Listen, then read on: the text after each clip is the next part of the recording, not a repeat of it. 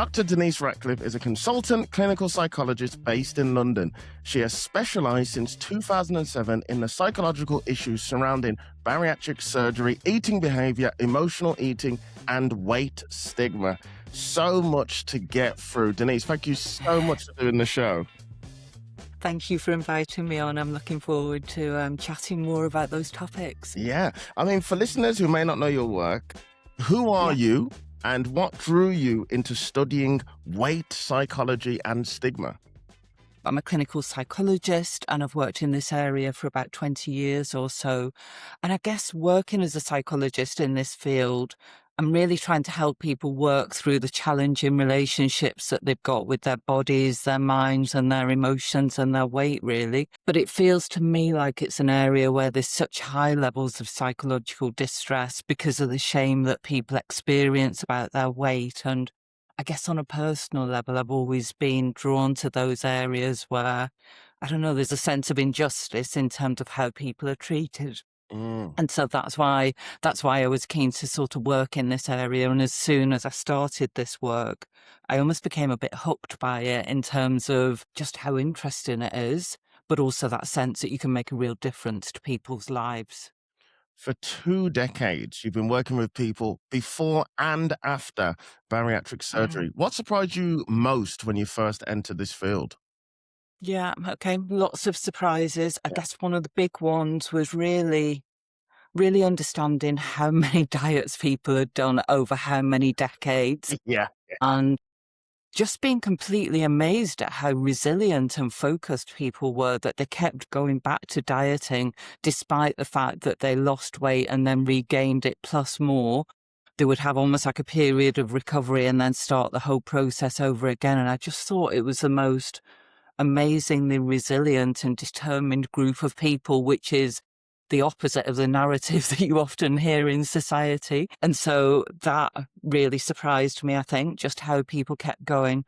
But also, I think, just the experiences of stigma and shame that people had had, and just how central their weight issues had become to their lives, and then how it started to dominate how they viewed themselves, the choices that they made in their lives, and so on, really. I see myself as somebody who is, I would almost say, constantly dieting, like just always on some form of a diet or thinking about a diet. Yeah. And I've never looked at myself as being resilient. What you said really stuck with me. I'm like, yeah, I am. I'm actually resilient. Yeah, I'm very consistent with trying some sort of... Keep trying. Yeah. I might stop. And it's amazing. But then I go at it. I go at it again. And what really fascinates me about what you do as well is you talk about the psychology, because nobody ever thinks of that. Everybody just thinks about, gaining weight, losing weight, doing some diet, whatever you do. Nobody ever thinks about what goes through the mind and how people think, even at the end where, well, what they would consider the end where, you've lost a bit of weight, however way you've lost weight. Yeah. What's going through their mind then? I mean, I know what was going through mine when I, lost a lot of weight to a point where I was like, oh, I think I look good. It's just panic and dread. And I'm gonna do it again. Yeah. I think it often feels like at that point people are on a bit of a tightrope where they've almost like lost the weight, but they know that it's going to be incredibly difficult or incredibly unlikely that they're going to maintain it then. And so they're almost like waiting for the inevitable regain. And it's just such an incredibly painful cycle, isn't it, I think? But that's what I think makes people resilient, that they keep going through it. Yeah, without getting any credit for that, actually. Do you think there's any life experiences that make internalized stigma more likely to develop? Yeah, I think so. So a lot of the people I speak to describe like really early experiences of being teased, bullied, criticized, monitored because of their weight, even stuff like school uniforms not fitting, having different school lunches, or being told that they've got to go to the GP and they've got to start dieting. All of those things of feeling unacceptable. You just named my childhood. I was thinking of things that I remember growing up. I talked about avoiding swimming and not learning how to swim because I didn't want to take my clothes off. But the school uniform, I completely forgot about that. My mom I always remember being like 8 and my mom would be like, oh, we need like 12-year-old clothes. Yeah, He needs exactly. he's a Yeah. big kid, and I was like, "Oh, yeah." It really does stick with you, doesn't it? It really does. It becomes, like, really scarring for people, I think, like, those memories, they're almost like trauma memories, I think. Mm, gosh. That sense of difference and not fitting in at a time in your life where you're so vulnerable and desperate to fit in, Yeah. it's just harsh, isn't it? Yeah, I feel like a lot of parents, I mean, being a parent Mm. is difficult as it is, but they don't really realize what they're saying, because a lot of Yeah, the things that I remember my mum saying or any family members saying, it was like in passing. It wasn't even like a yeah, really thought thing. It was something in yeah. passing that just stuck with me. Yeah, yeah, yeah. They're almost like well-intentioned comments, aren't they? Yeah. But actually land in a very different way. And yeah, I guess like with the people that I see, those comments have really stuck with them through the years, I think. And that sense of difference. Do you normally see people through like a wide variety of ages? Yeah, yeah, Yeah. yeah, yeah, yeah. So from, I guess, like late teens, so like 16, 17, 18, right the Wow. way up to 70 or maybe even 80. So yeah, and even with some of the older people that I've seen, like really vivid memories of starting to struggle with weight, and those experiences have been treated differently and badly. And I guess it's the assumptions that people start to make about somebody's weight. It's not just the weight itself. Mm, It's about the personality characteristics or the lifestyle choices that people then connect. So assuming that people are lazy, or that they've never even considered trying to change their weight, or that they've no discipline or willpower, all of that stuff, so it becomes far more than the weight itself. yeah. You write about negative self-judgments, mood shifts, and avoidance Mm, behaviors. How do yeah. these keep people stuck? Yeah. So I guess the negative sort of judgments, it's almost like having a bit of an internal bully, I think, this internal voice where people are describing themselves in a really harsh and hostile way, and I guess if you've got that internal voice saying that, it's inevitably going to have an impact on your mood. And then that can set up a bit of a vicious cycle. So if your mood is affected, sometimes people then turn to food as a way of making themselves feel better, and on it goes. But I guess in terms of avoidance, that's also a big feature as well. So Mm, people start to retreat, I think. So like you described, like not going swimming when you were younger, like, there's lots of research that shows that when people experience stigma, they stop exercising, they stop going to healthcare appointments because they want to keep themselves safe. yeah. But that also keeps them stuck then, in effect. Yeah, yeah. People say that in regards to that, even like going to the gym, and they go, "Oh, and I've had that before. I remember, because I've always been a gym goer Yeah. for many years, but I remember when I get really, really big, Hmm. when I feel like big, I've Yeah. just not been eating well. I won't go to the gym, because in my Yeah, head, exactly. everybody's Yeah. in there going, "Oh, he's put on a Yeah. couple of pounds." Yeah, yeah. And You feel the eyes looking at you. yeah. That sense of being monitored, that is such a big deal, isn't it, for people to cross that threshold, I think. Can you describe the role of deregulated eating Yeah, in yeah. maintaining both obesity and weight stigma?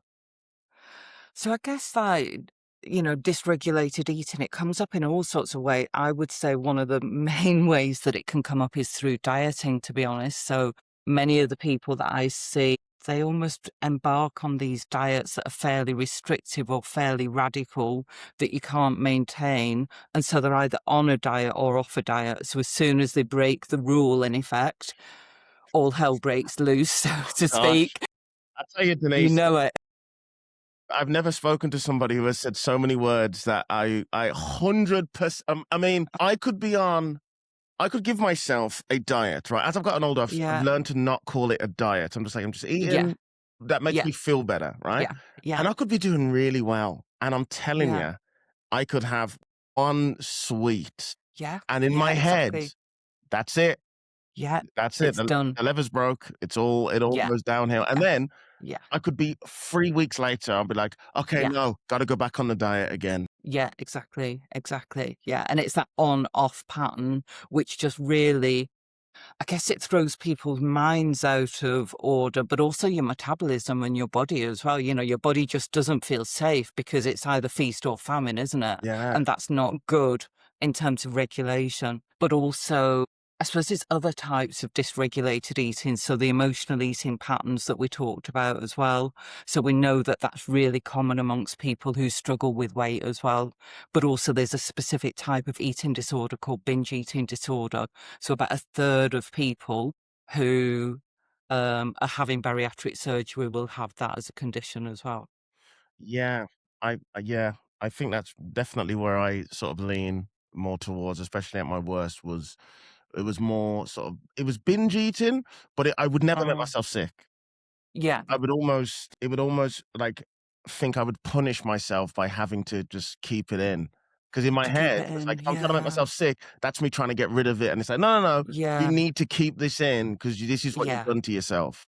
And, yeah, yeah. Almost like the feeling of discomfort then. the feeling of Yeah, discomfort, yeah, and yeah, then yeah, I mean, sometimes I remember even, like, I would plan ahead. I would look at my diary yes, and go, "Right, I've got nothing important for the next 4 days, yeah, so then I'm just yeah, gonna go out and just go." And then I would tell myself, so I would say, "I've got 4 days where nothing's happening," right? On the yeah, 5th day, I've got something. In my head, I would go, "Today, tomorrow, the next day, I'm gonna get crazy," and then by yeah, yeah, I'll have that one day yeah, yeah, to feel yeah, normal for the yeah, Saturday, but of yeah, course, that doesn't happen. It carries yeah, on no, all the no, way no, for, like, 2 or 3 yeah, weeks. yeah.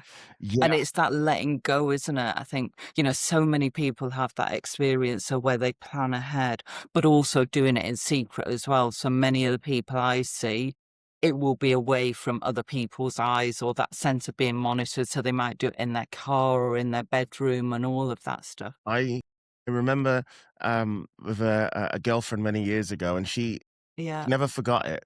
She said that we was out, and I think I Mm, was, like, kind of okay with my weight, but I wanted to eat something sweet, so I yeah. she mentioned it a few times. And she went, "I remember when you do you remember when you went out and we were walking and you went into the supermarket and you brought, like, a pack of cookies from Sainsbury's?" And Yeah. I remembered it because she was there, and I never normally would do it, and she said, Yeah. "I remember you said you just wanted one, and then you ate one, and then you threw it immediately in the bin." And Ah, I went, yeah. "Yeah." And she went, "Do you remember what happened after?" And I went, "Yeah." She went, "We walked to the other Tesco and you brought the whole pack, and then you just ate Yeah. the whole packet." Yeah. Yeah. And I Yeah. was like, "Yeah, yeah, that's what I Yeah. do." In that moment, I Yeah. thought Yeah. I could give in to the cravings and just have one, but, Yeah. as we were walking, I knew there was another Sainsbury's, and that entire maybe 15-minute walk was just me going, "I'm gonna have to go and get it, aren't I? I'm gonna have to go and Yeah, get yeah, 'em." yeah. Like that voice in your mind telling you hard, isn't it? It is. Tough experiences. Yeah. What are the key emotional drivers behind it? I guess amongst the people I see, many of the emotions that they would talk about that affect their eating are things like stress, anxiety, boredom can also be another factor as well. But I think it's important to almost like trace it back a bit to think about where does the association come from between emotions and eating. And I guess if you think back to almost like early childhood experiences, we often find that that's where people start to make a connection. So if you think about, if you have an accident or you're not well when you're a kid, like somebody might give you sweets or food as like a bit of a treat, or if you're upset, food can be given as something to soothe you or it can be used as a reward. And so it's almost like our brain learns from quite an early age to make this association between eating certain things Mm, and then feeling better. And so it therefore makes sense that as an adult, when you experience difficult things, your mind can automatically learn in a way to turn to those things as a way of getting away from difficult feelings. And I think it's really important to understand that, emotional eating at some point in somebody's life served a bit of a purpose, yeah. but it often reaches a point where it starts to backfire on people, I think, Yeah. because it impacts on their eating, their weight, and so on, and just makes them feel bad about themselves. Yeah, your self-esteem just Yeah, it's so crazy, especially when I've gone down that sort of rabbit hole. I know I'm going to feel yeah, horrible. I'm I gonna keep know. avoiding mirrors. Yeah, I'm one step you know what as well that I do, and I'm sure you've had people say this as well? I I prefer winter. Yeah, winter, I get that. Yeah. as soon like even like now, I in my head I'm like, oh, it's gonna get really hot. There's gonna be sweating a lot. I can't cover up. The layers are gonna come off.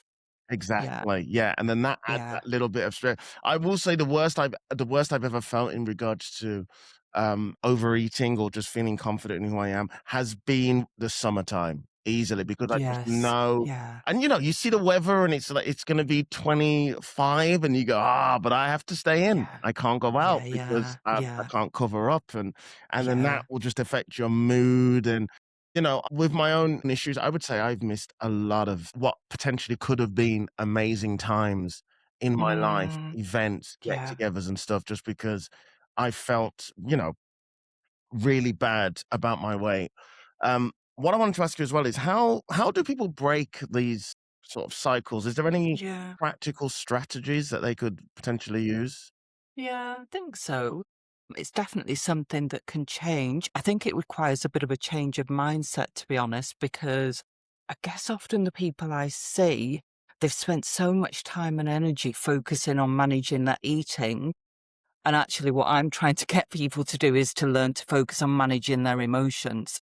And so if you can almost like get people to slow down and start to think about what are the emotions that are connected with your eating behavior. So when you're feeling stressed and you want to eat, actually, if you can slow that process down and recognize it for what it is, that this is a moment of stress, and start to build in a bit of a pause and try to find some other ways of managing the actual feeling rather than just trying to get rid of it, I think that starts to put people in a much more powerful position.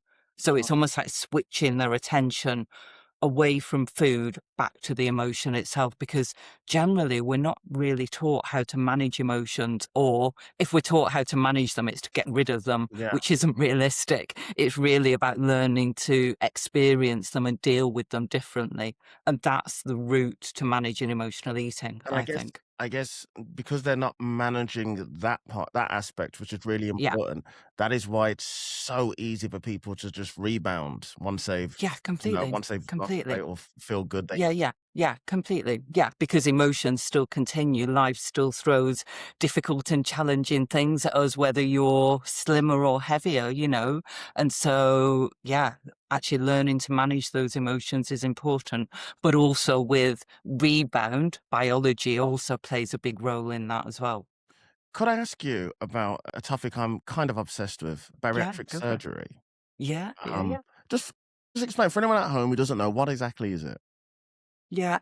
So bariatric surgery is weight loss surgery. There are different types of operations. The most common operations now are a sleeve gastrectomy or a gastric bypass. And really it's to do with reducing the size of the stomach, but also it has a direct impact on the gut hormones, which affect the appetite. So basically people eat much smaller amounts and feel full after eating those small amounts, which is where it's different to dieting. So you might be eating a small amount, but still feeling starving hungry at the end of it. And so the body starts to regulate at a much lower set point. I was thinking about this in Yeah. anticipation of talking to you. I've known 5 people who have Uh-huh. gastric sleeve is where they take about 80% of the stomach Yep, out. that's right. Yeah, Yeah, yeah. they all have it. One of them is I did a TV show. Do you know Arj from Towie? Yeah, Yeah, yeah, yeah, yeah. he had it, and it was sort of fascinating. He was one of the first people I knew to properly get it. Everybody else was after him, and it was Yeah, fascinating because we were filming on a TV set, and there's really nice food, and he would just go 1, 2, 3, guys. Anybody else want this? I'm full, yeah, and that would be him yeah. for the entire day. It's a bit mind blowing, isn't it? It's honestly, it got to a point where he'd have his meal and I'd be like, "Can I just take that? Because you're just not gonna have it." And he would just what I wanted to ask you about it is, I'm g I'm assuming that is sort of drastic measures. That's like everything else has been sort of exhausted, I guess, and Yeah. then you go with that. So most people having surgery will have been doing diets for years and years and will have tried lots of different things. Yeah. Yeah. Just so gastric sleeve, is that the 'cause I remember my auntie, I think my auntie had the gastric band. Okay, yeah, maybe, or a yeah, decade or so, and that's where is that just where they sort of tie around they don't remove it, it's sort of just restricted yeah. for a Yeah, bit. exactly. Yeah. So it tends to be far, far less common now, primarily because the sleeve and the bypass are far more effective long term. The band was always perhaps a bit more unpredictable, I would say. But yeah, it is exactly like you say, it's a device that's put around the stomach and then can be tightened. So people can eat smaller amounts and feel fuller. But if they choose to eat, say, like ice cream or chocolate, it's just gonna slip straight through the band, so you still get the same calories. I didn't know that, it's like a cheat Yeah, code. there you go.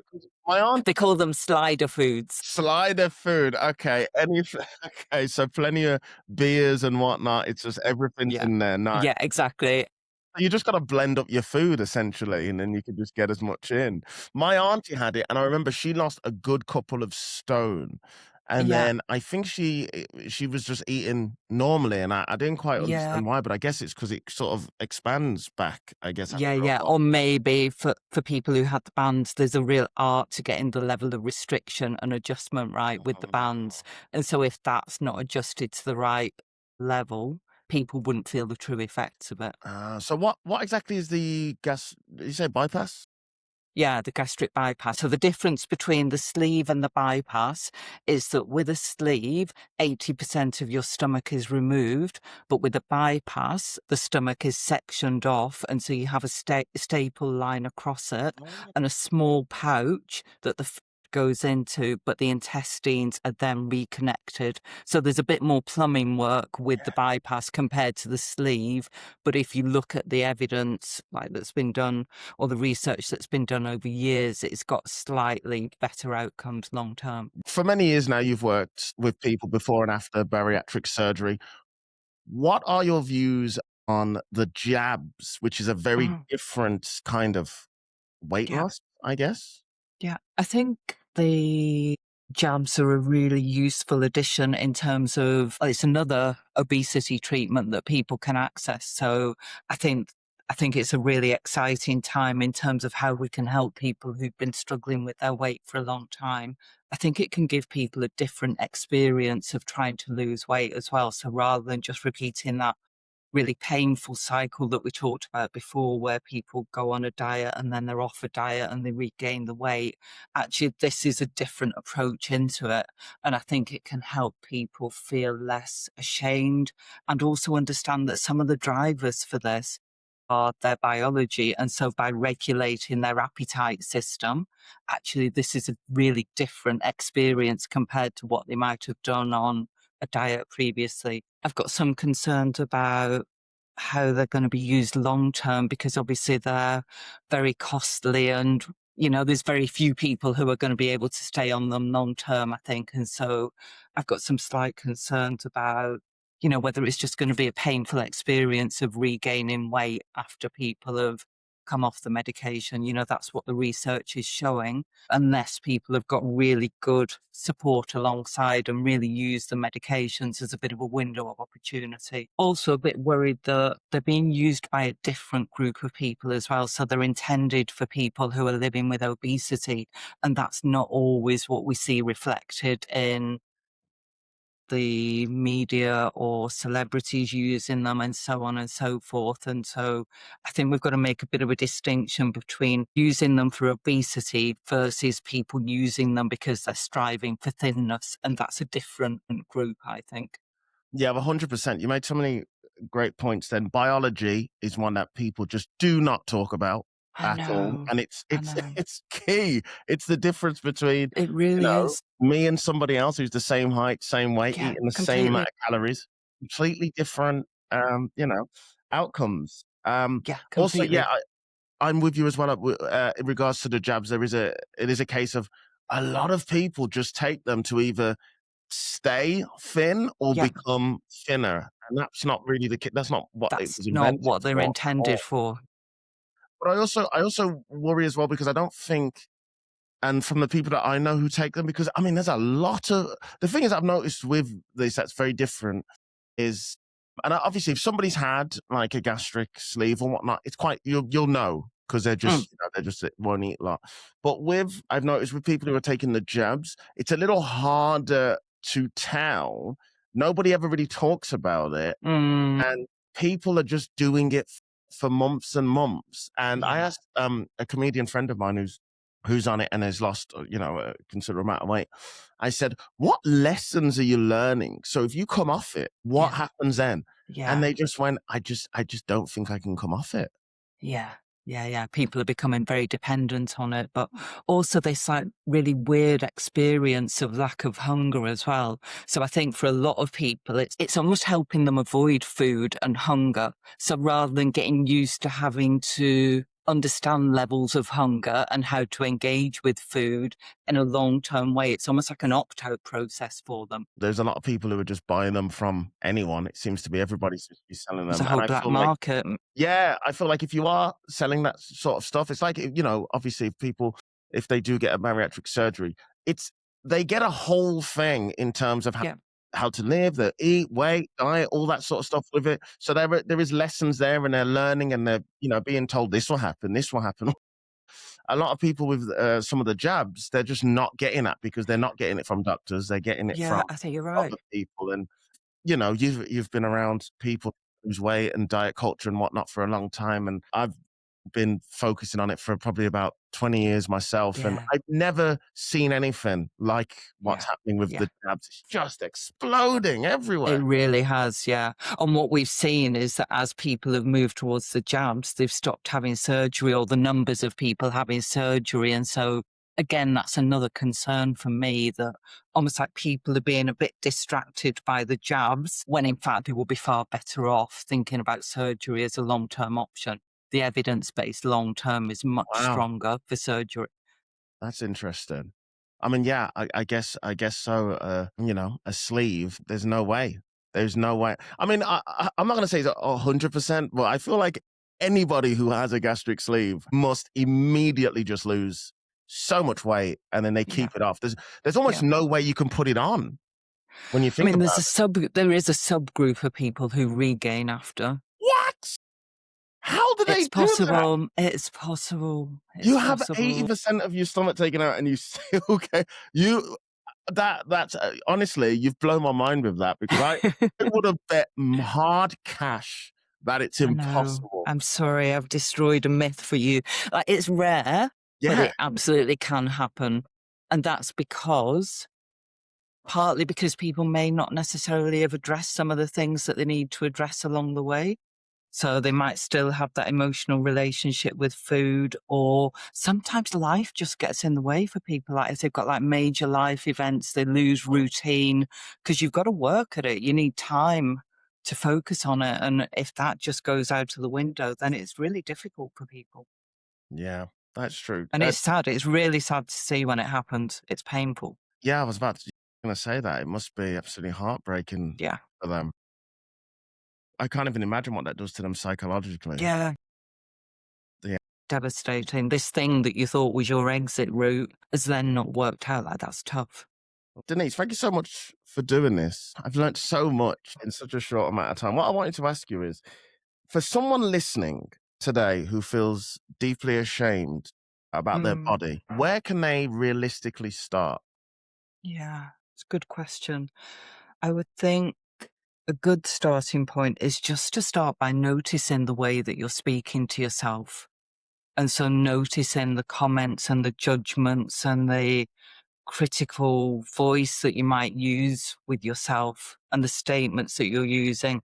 And then maybe ask yourself whether you would say any of those things to somebody else as well. That difference between how you speak to yourself versus somebody else, I think creates a bit of an opportunity. I think the other thing is sort of along those lines, that idea that we've got this internal bully that's highly self-critical. I think if you think about, if you saw somebody who you knew being bullied, what would you do in that situation? Would you pile in and add to the bullying, or would you step in and try and support and help and guide and understand them? So I think there's a lot that we can learn from that, really. But bullying never has a positive outcome. You know, I've worked in this area for so long and there's never anything positive that comes out of it. It doesn't help people change. It doesn't motivate people. It just frightens people. And so I think that starting to challenge your own internal bully, I think, is a good option. I think seeking support as well, so whether that's professional support or just talking to friends and family about how you feel as well, can be important as well. But I think just being curious and remembering that change doesn't come from a place of criticism and blame. You've got to create the right environment. I agree 100%. That's great. Drop the judgments, I think. Yeah, there's been a lot of that. Denise, where can people find your books? You got any workshops or upcoming talks? Yeah. So book-wise, I've written 2 books. So one is specifically for people who are having bariatric surgery. So that's called Living with Bariatric Surgery, Managing Your Weight and Your Mind. And then the second one is called Understanding and Managing Emotional Eating. And that's a workbook for people to go through, particularly people who struggle with their weight, who recognise those emotional eating patterns. You can get them from Amazon or any other bookshops. And if you want more information, you can also check out my website, which is www.drdeniseratcliffe.co.uk. I love that. I'm definitely going to pick up that managing your weight book. What you said definitely really resonated with me. Dr. Denise Ratcliffe, thank you so much for doing the show. You're welcome. Thank you very much for having me.